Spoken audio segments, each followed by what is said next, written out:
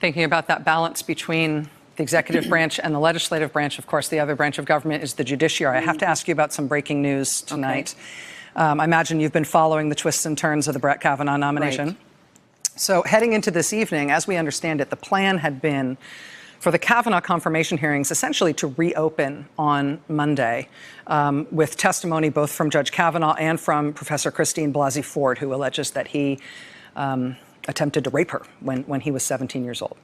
Well, tonight, actually just a few minutes ago, Professor Blasey's attorney has said that Professor Blasey will not testify on this matter until the FBI has investigated it. We just obtained the letter that she has sent to Senator Grassley, in which she says, I'll just read you some of the letter.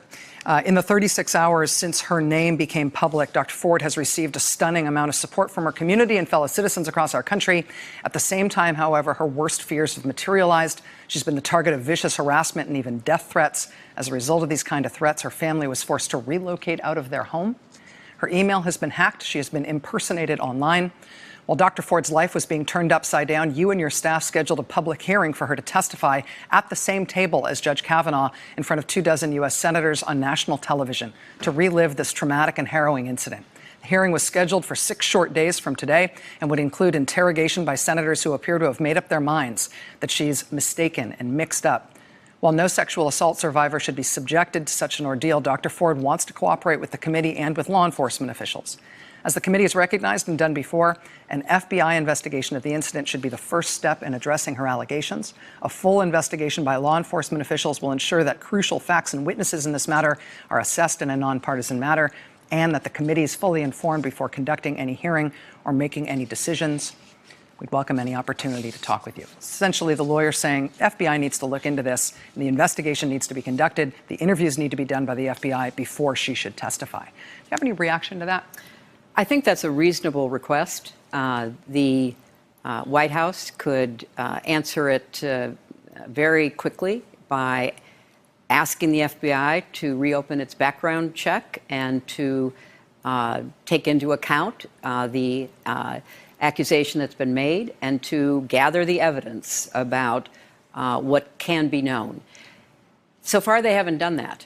And as someone who has watched this process unfold over many years, there does have to be some direction given to the FBI to pursue an investigation.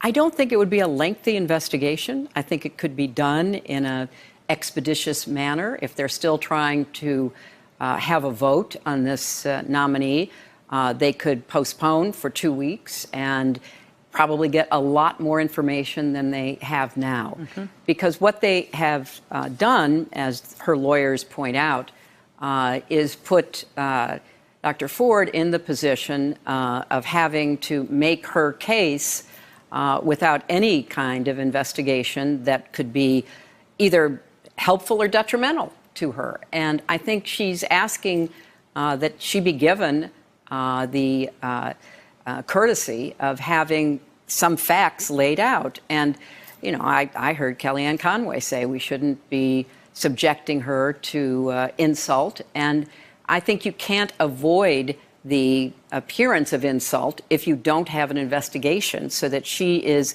you know, able to be evaluated fairly. And what I think the White House and the Republicans on the committee are trying to do is, you know, basically put her in the dock and try to rush this through.